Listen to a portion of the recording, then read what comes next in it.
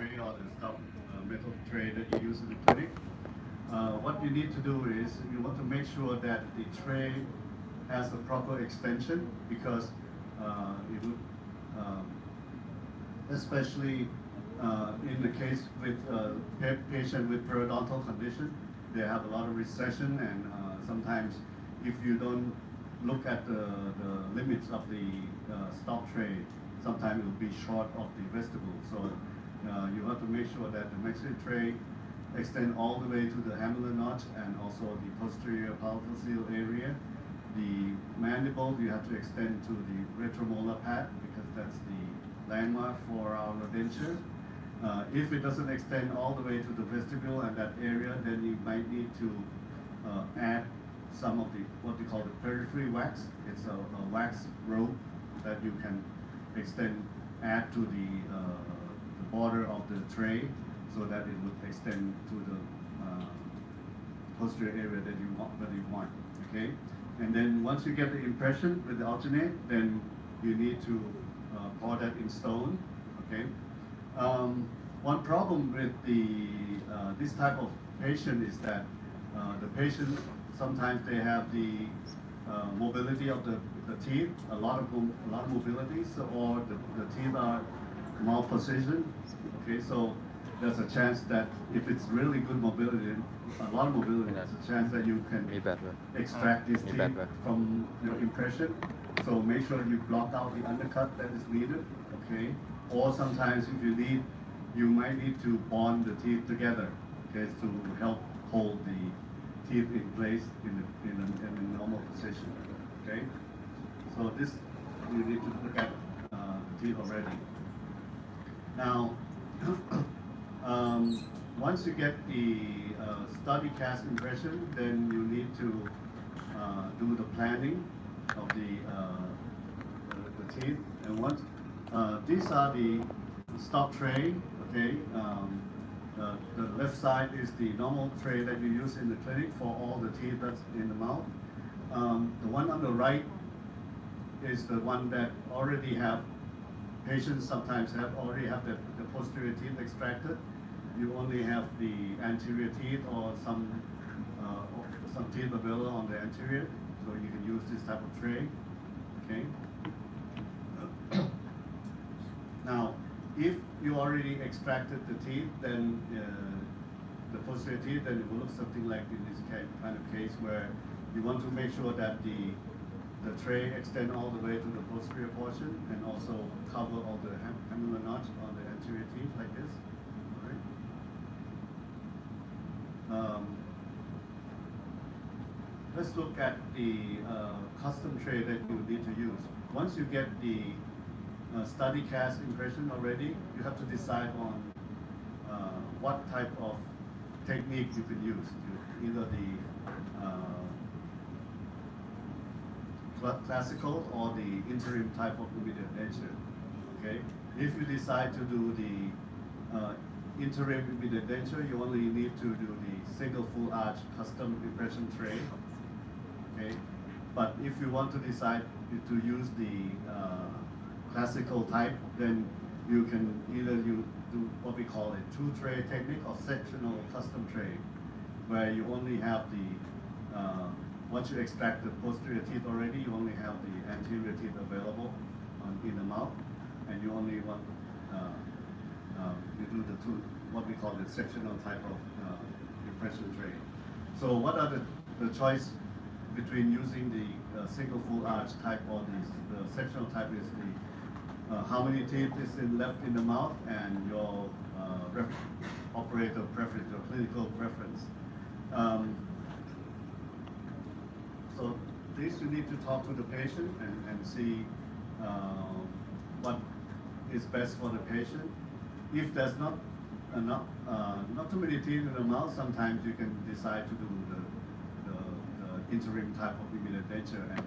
But if you prefer the type of sectional type that you use, you extract the posterior teeth first, then you can use this technique as well, depending on your clinical skill. Okay. Now let's look at the single full arch custom impression tray. So you need to do the custom tray, the special tray in a manner where you have tripod stop at least. That means that you have a stop on the tissue and a stop on the teeth, so that the tray doesn't rock in the mouth. You have a spacer.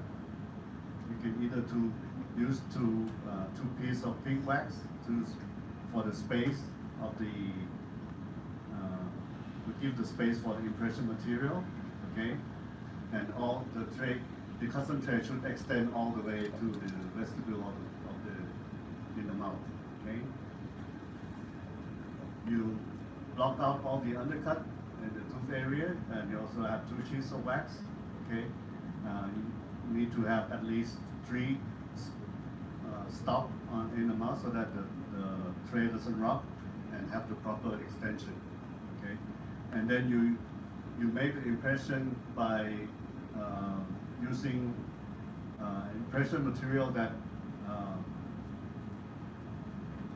can either polysulfide or some type of material that doesn't really lock the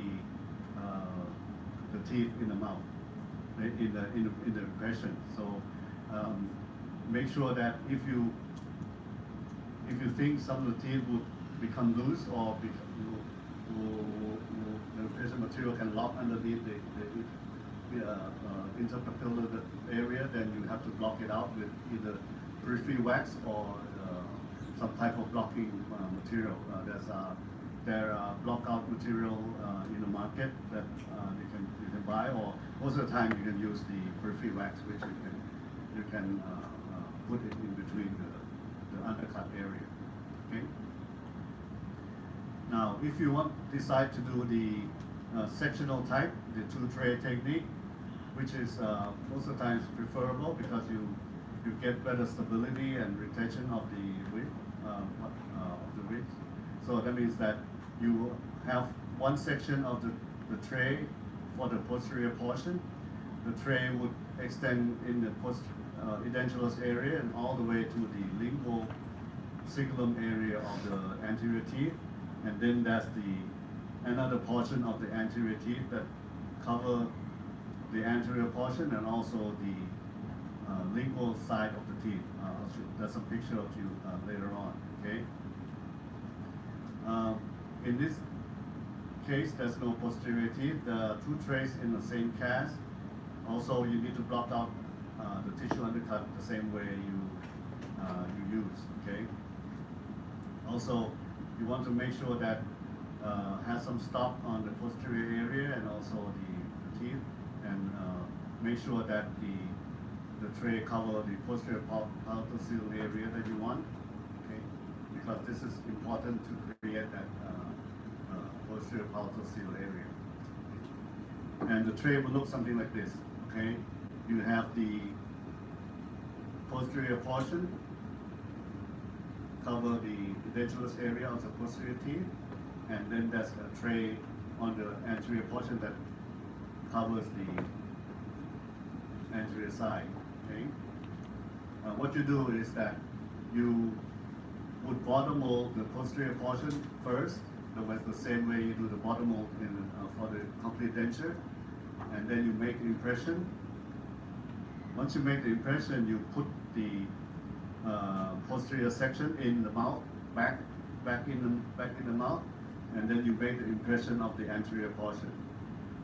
Okay, and then when you remove it, you would get the whole section out of the mouth. Okay, so you would have, once you do the second impression, then you get everything locked in place. Okay, and when you pour it up, it would be in one piece. Okay. This is another type of impression tray that you can use. It's a sectional type, but they would drill out the anterior portion. Okay, and then once you do the bottom mold of the posterior teeth and make the impression, then you put this section back in the mouth and then make another impression of the anterior portion. This is a little bit more difficult, I think, because the anterior portion, once you do the impression of the posterior portion, then you need to cut out all the impression material from this type of impression tray. Okay. And this is the lower posterior portion that you bottom mold, and then once you make the impression, it will look something like this. Okay, and then you need to cut out all the anterior portion that's excess material.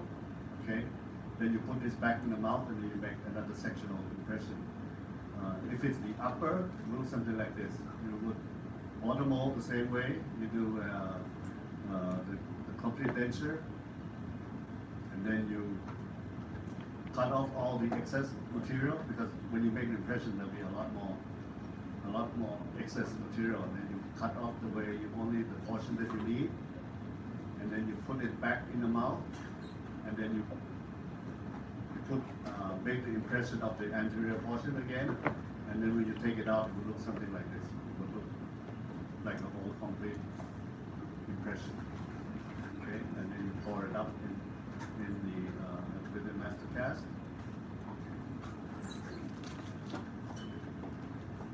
So the technique is that you want to make sure that you block up all the undercut.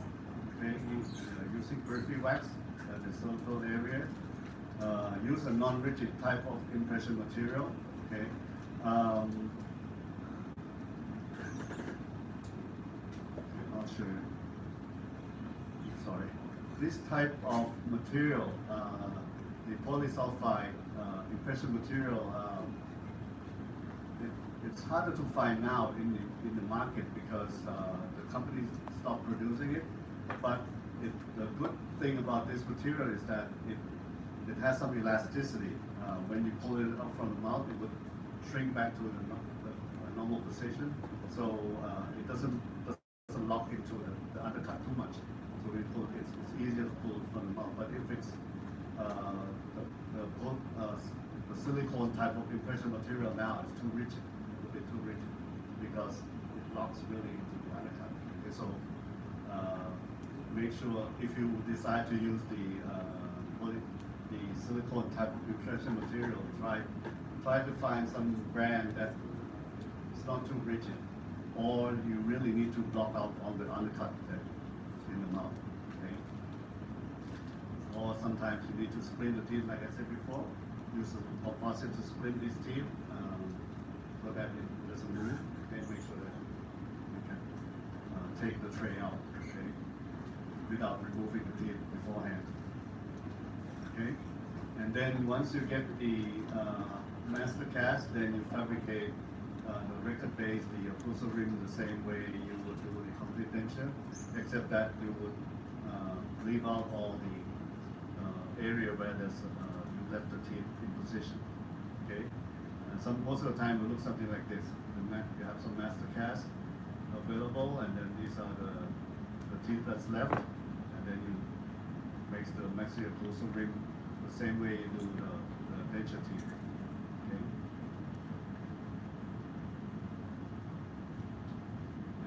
And this will look something like this. You have some anterior teeth, okay, and then make the occlusal rim. Okay. And once you get the occlusal rim and the master cast ready, then it's time to do the jaw relation record. That means that you need to try in and adjust the record block in the mouth as the patient coming for the posterior for the bite registration appointment. Then you need to establish the maxillary occlusal plane. So this is the time when you have to see if you need to modify the teeth or not. Okay, if the teeth that's available is in the way of your jaw relation record, because when you do the jaw relation technique in the clinic, we use what we call a Fox plane. Do you have that lecture already? So the Fox plane would decide on what maxillary occlusal plane you're going to use. Sometimes because the Fox plane has some flat area that you put in the record block, and sometimes if there's some teeth that's more super erupted, it goes in the way. So you have to decide if you want to grind down these teeth or extract it some further point, further appointment. So decide on what the vertical, the occlusal plane would be, then decide on the vertical dimensional occlusion and how you're going to get the centric relation, and take a look at the teeth color, the shape of the teeth, and the size of the teeth in this appointment. Okay.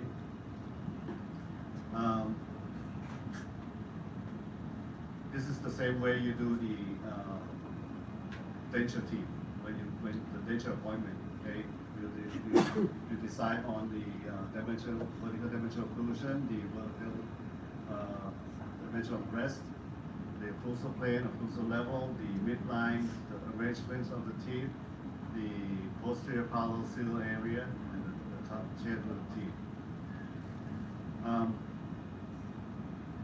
You have to decide on if you want to keep the existing vertical dimensional occlusion or establish a new one. So at this appointment, you have to decide on by clinical judgment if the face of the patient and the way the teeth is located. Do you want to keep this bite with the way the patient is biting at this existing bite, existing vertical dimensional occlusion, or the new one, all right, or the midline, okay, and the teeth arrangement. Okay, if the teeth are all crooked like this, do you want to keep it like this? Probably not, right? So you have to establish the midline, okay, and you can use these teeth to decide the shape of the teeth and the shape, right? But you want to set the teeth in a normal type of good aesthetic arrangement, okay? Use these interpupillar line, the chamfer line to decide on the type of occlusal plane. Then look at the posterior portion in the mouth to see where the posterior palatal area, the vibrating line, okay? And then decide on palpate the tissue to decide the depth of the posterior palatal, how much depth you need to grind the teeth, the cast down. Okay, this is the normal type of complete denture type of procedure. All right. Then selection of the teeth. So, like I said before, most of the time the patient would want the teeth that's lighter than their natural teeth, because if the patient's older, the teeth become darker, and then depending on the patient. Okay, so talk to the patient, find a preference. Okay. And now, once you get the bite registration and mount it in the cast, then it's time to set up the posterior teeth. All right. If you look at these pictures, you see what's the normal condition when the patient has some periodontal condition. The teeth become what? Splayed out, right?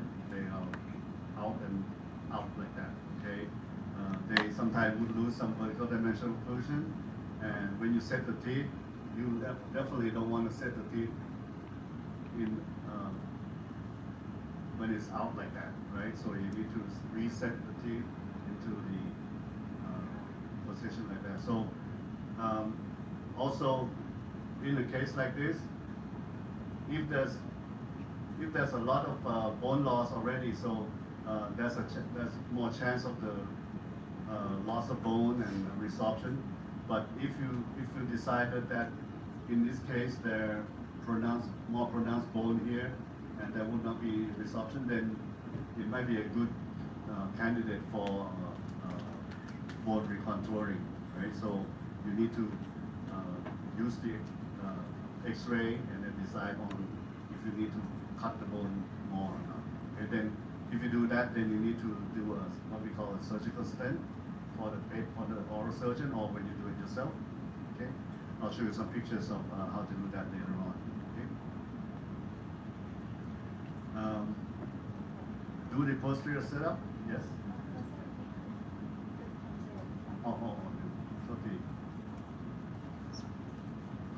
Okay, so when the teeth are splayed out like this, you need to reset the teeth in a good aesthetic position. Okay, so in this case, they already use the patient's existing vertical dimensional occlusion because there's enough space to set the teeth, and also if you look in the facial structure of the patient, if there's enough, then you can keep it in the same position, right? This case, it's possible to try in the posterior setup. Okay, this is the sectional type, so you can try in the posterior teeth for the patient, like you do a normal type of complete denture procedure. To check on if you have the right vertical dimensional occlusion and centric relation. And at this appointment, you can also check on the posterior palpal seal area. Okay. All right. So let's go look into the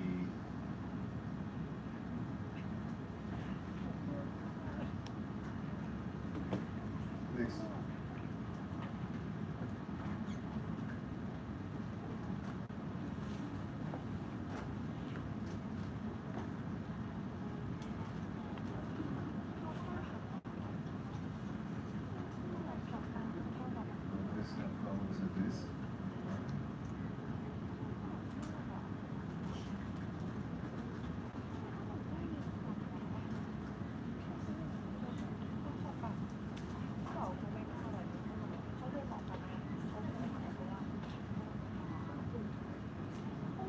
Okay, better.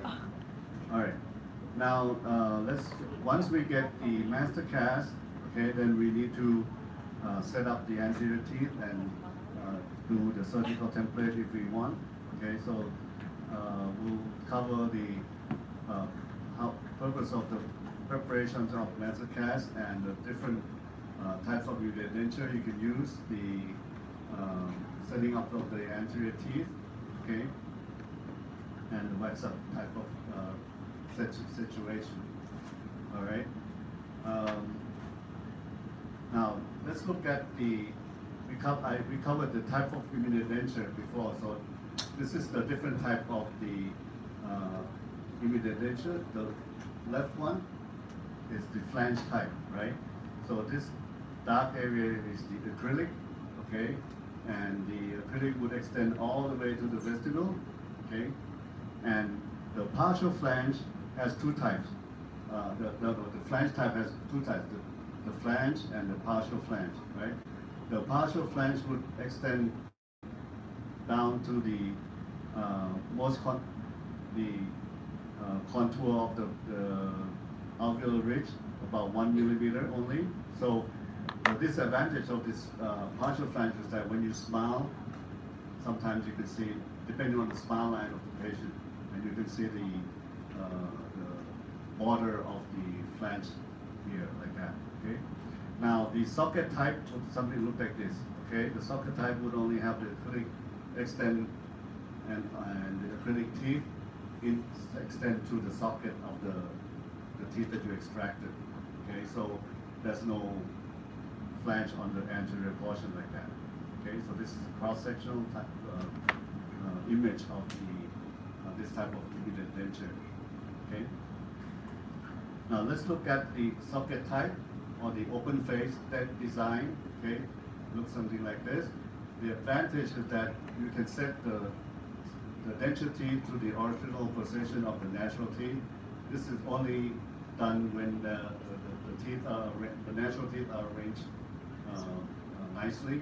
Okay, and this type of design is that you don't need to do surgical recontouring because you keep the contour of the bone the same way like before.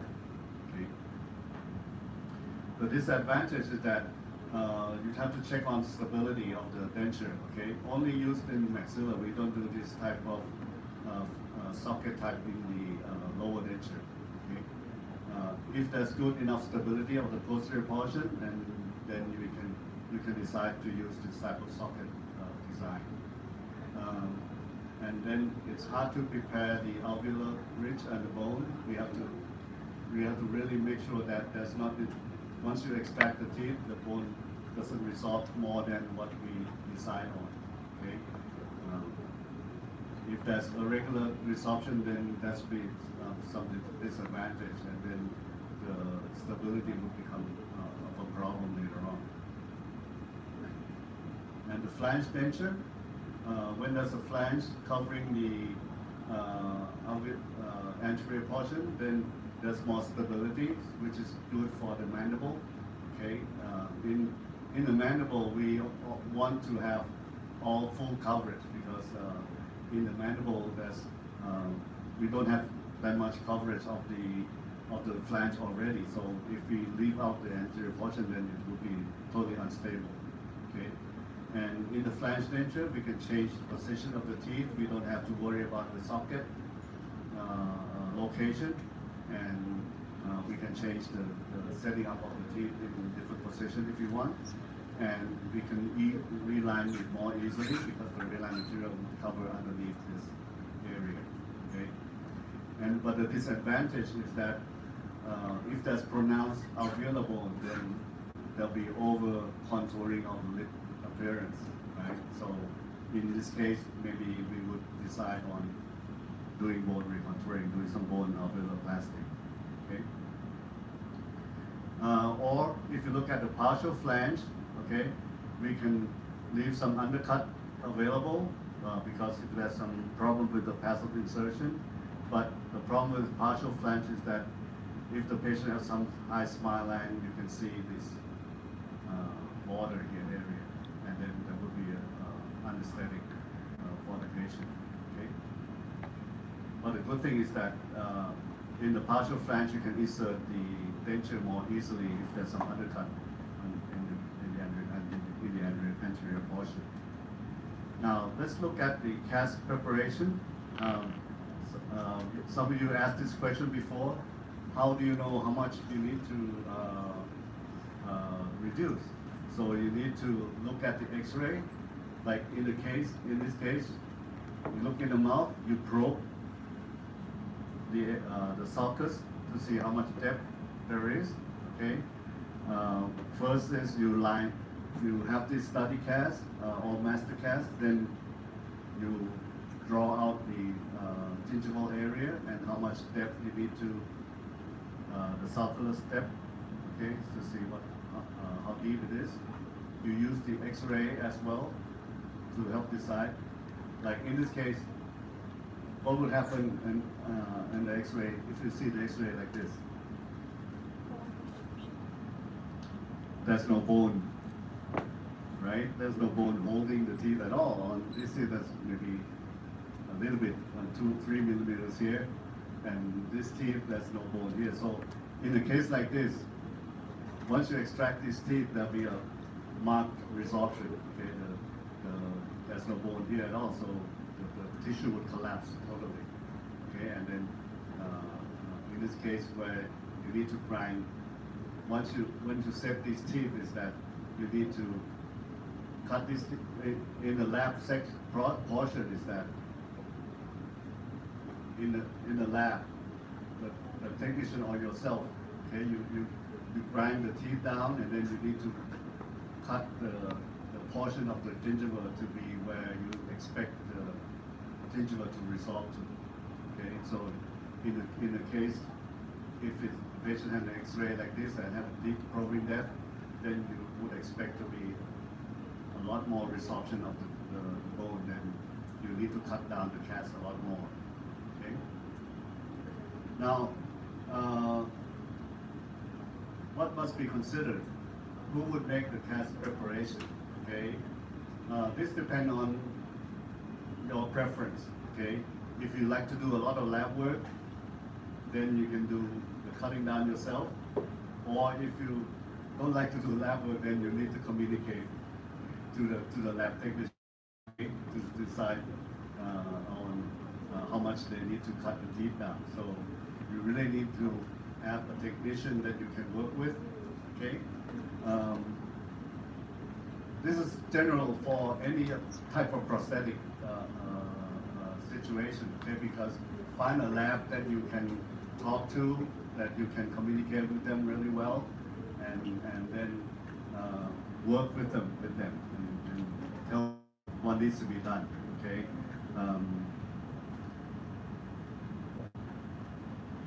Also, the lab, it's kind of hard. Some labs are good, some labs are not that great, so work with different lab, and even some lab that's good, sometimes the technician change, they move around a little bit, because if, the, if there's a good person, sometimes they would go out and set up their own lab, so make sure you work with the technician that you are familiar with. Okay. All right, so the socket type of denture, you can either use the stock type of teeth. The stock teeth means that the denture teeth that's on sale for, on the market, or you can custom make it yourself. Okay, either by doing wax up or using composite to build it up yourself. Okay.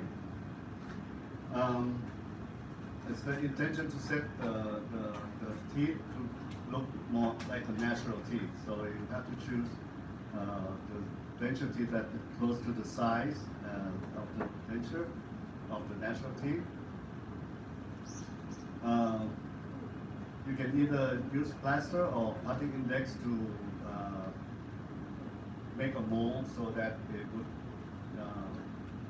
to guide you into the buccal surface of the anterior teeth to set the teeth in a natural position and trim the level of the incisal surface to the level you want.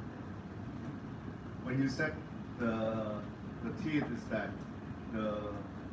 use this guideline to set the natural teeth to when you cut the teeth down. Okay, use a gingival margin, use the long axis of the teeth and the study cast that you have originally of the patient. Okay, to help you guide the setting up of the denture teeth to where the natural position of the teeth.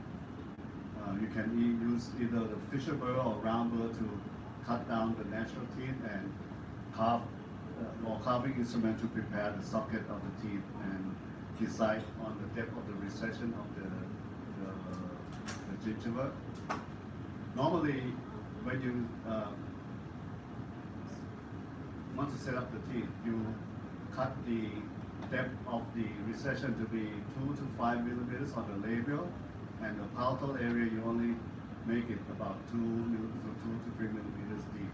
Okay, and cut and don't trim the interdental papilla or incisive papilla.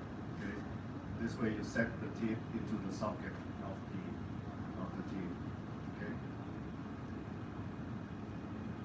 Now, if you don't use the stock teeth, when you decide you want to make the custom teeth, you can either duplicate the natural teeth with the size and the alignment, and you wax it up. You can pack by using acrylic or composite, and then these are more specialized technique that you want to use. But most of the time, nowadays you can find good socket, good stock teeth that you can try that fits the size of the teeth. Okay, in the market.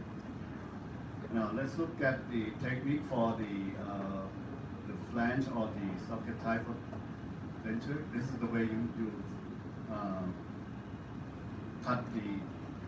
cut the teeth out from the socket to the gingival level, and then you either use a round burr or the hand instrument to grind down to the depth that you want.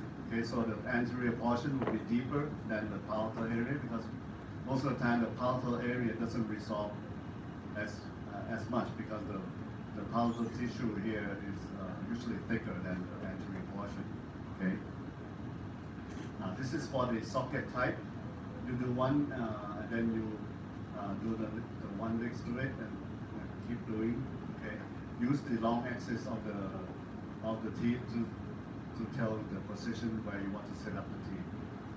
Now, if you decide you want to do some bone recontouring as well, then you have to mark where the undercut would be and where the position that you want to reduce of the bone, and then mark the area where the gingival level is. Okay, and decide on the size of the teeth you want to use. You can measure the size of the tooth, either the buccal mesodistal width and the gingival incisal length, and then choose the teeth according to the size of the natural teeth. Okay.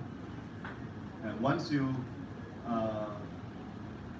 get the size of the teeth, then you can grind down the teeth and then grind on the portion of the teeth that you want.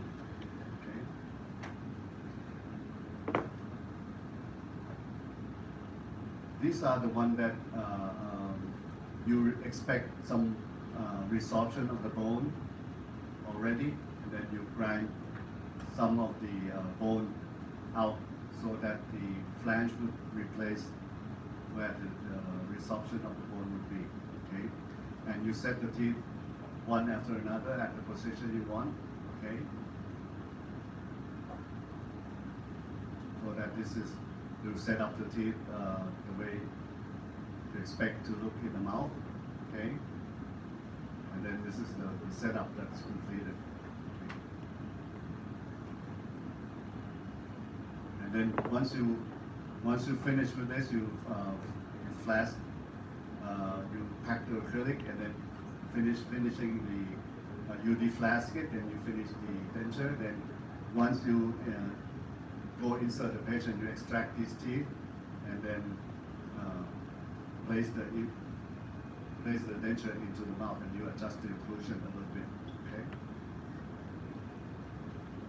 Now this is for the flange denture. You grind the teeth, trim the incisor.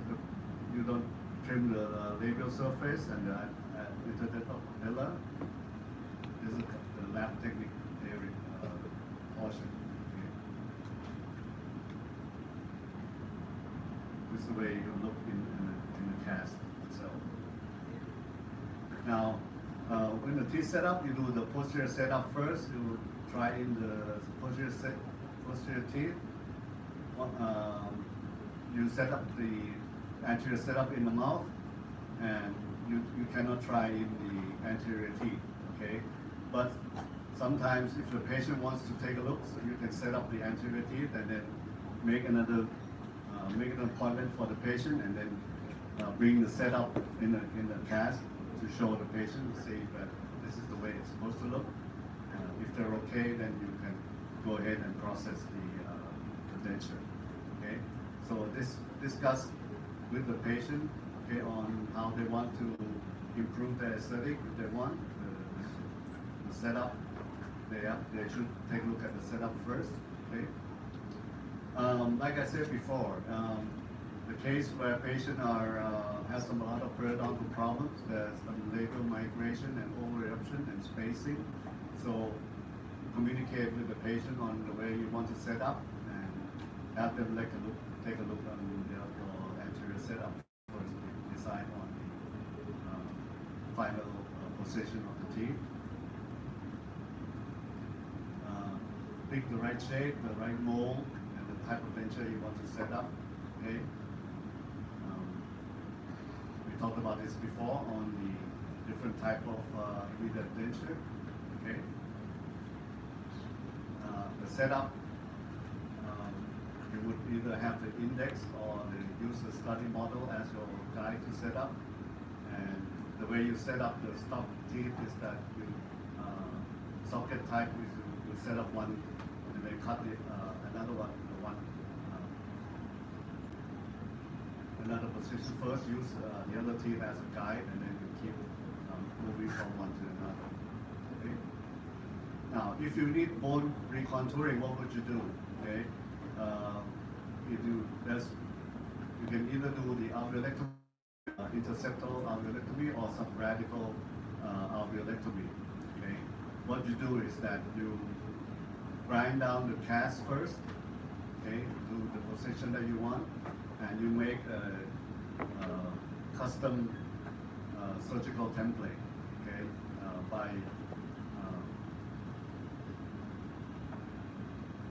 by using the bone that you by reducing is that there's a vacuum form material. Okay, you use the cast vacuum form material, and then after it's heated, then turn on the machine. It would suck up the material onto the cast, and then you trim the cast. Okay, and then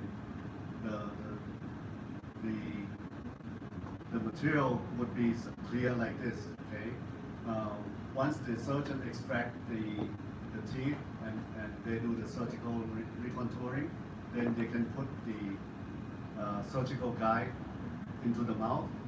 If the bone is not contoured enough, then when you press the surgical template onto the tissue, it would become white or become more blanched. Then the dentist would, the surgeon would know that they need more bone recontouring. Okay, so this is a guide and also help to decide that this is the way your final complete denture tissue side would look something like this.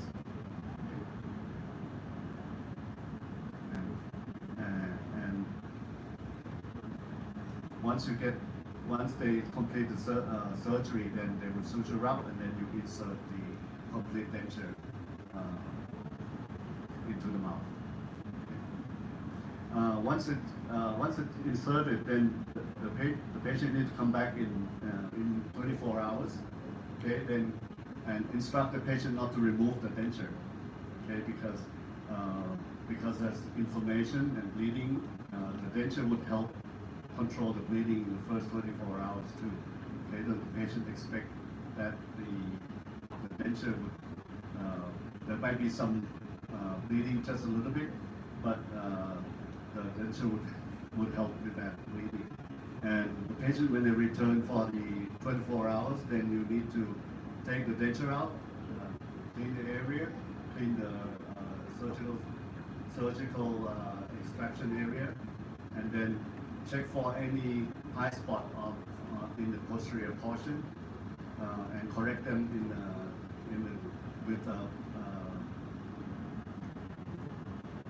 correct any portion that's that have the high spot, then insert the complete denture back in the mouth. Okay, and then for the next week, ask the patient not to remove it from the mouth.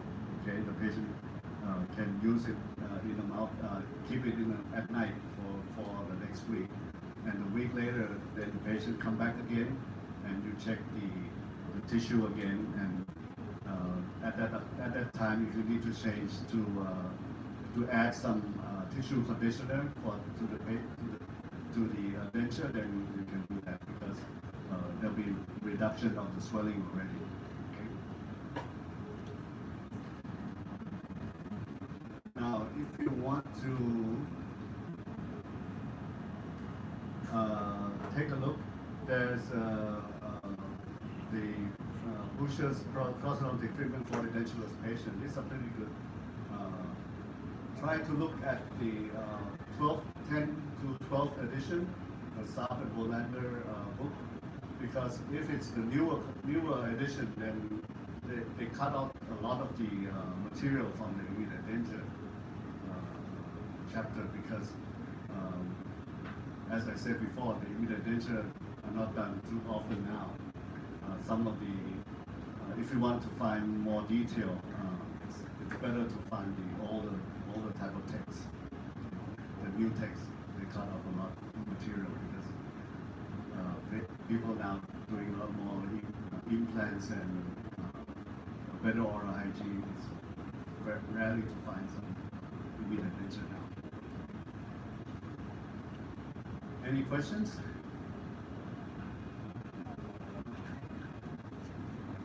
It's kind of hard to imagine it, because you guys haven't been in the clinic yet.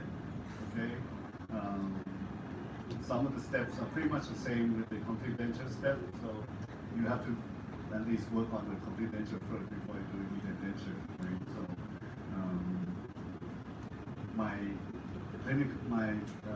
recommendation is, before you do the immediate denture step, patient, make sure at least you have at least one case of complete denture, because you need to have that basis first to a complete denture case before you step into the immediate denture step because it's a bit harder.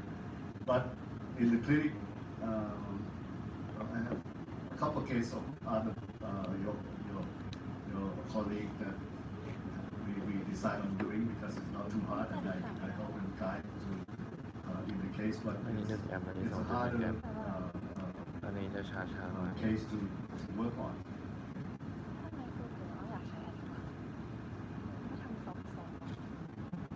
More questions?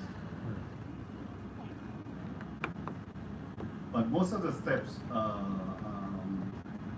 are done in the lab. Okay, so you really need to communicate with the lab technician on how they set the teeth, on what type of denture you're going to use, the socket type or the flange type.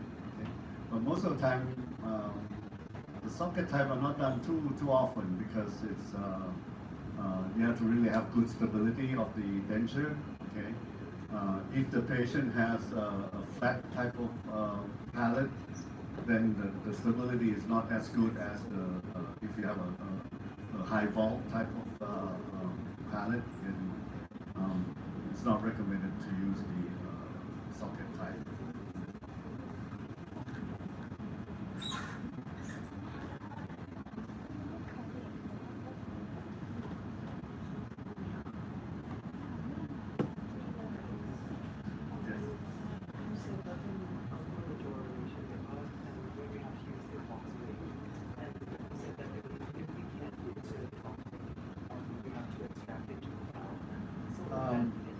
You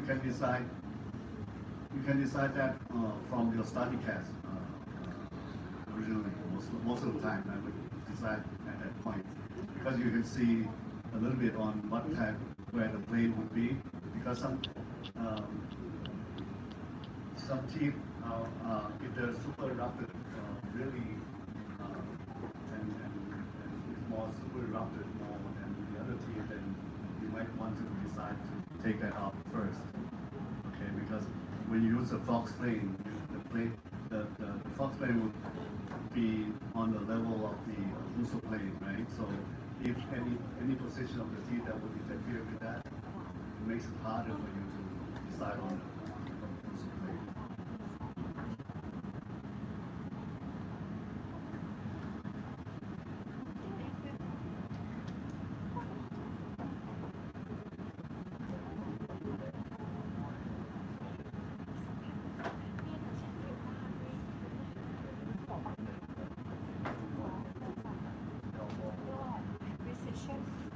Which is better? It all depends on the situation. Most of the time we use the normal acrylic complete denture, right? Because you can reline it and it's cheaper, right? But in the case where the patient breaks the denture, or in case where you're opposing the natural teeth, then you might decide that it's better for the patient to have a metal based denture. So it's not like if the most of the time even if the single denture opposing the natural teeth, most of the time I start off with the normal type of complete denture, and if it breaks, then because it adds more cost for the patient. You need to add the lab cost of making the metal base.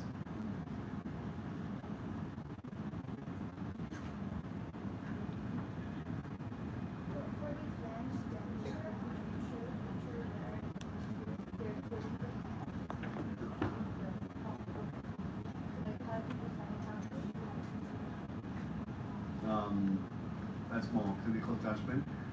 You have to decide on if that would be more resorption of the bone or not. In most cases, where if there's a lot deep pocket depth of the anterior teeth, then you can summarize that the bone will resolve more, and then you can grind down the bone on the cast accordingly. No, it's not accurate.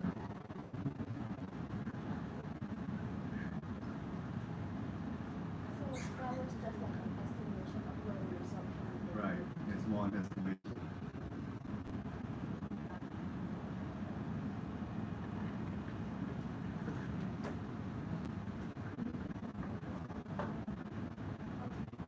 For anterior teeth feather, we talked in the first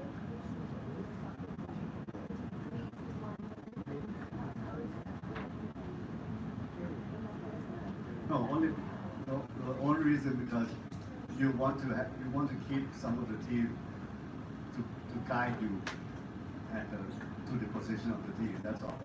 So you start out one and then you move on to the one next to it, the one over it, right? So you keep the one just to keep as a guide for you. It's not exactly. If you think you can guide it, you can set the teeth with looking at the study cast, you can always grind down all of it. You know.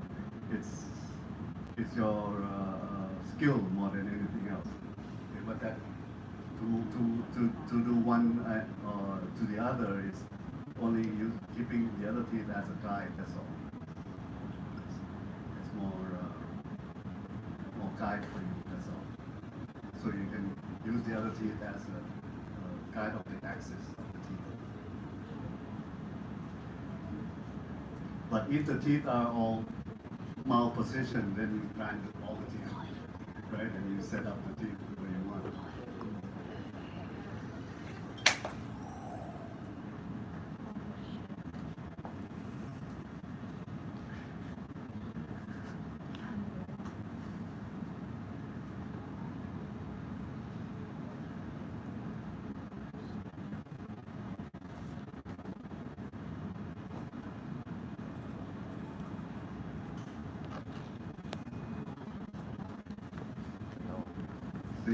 These are pretty good type of things.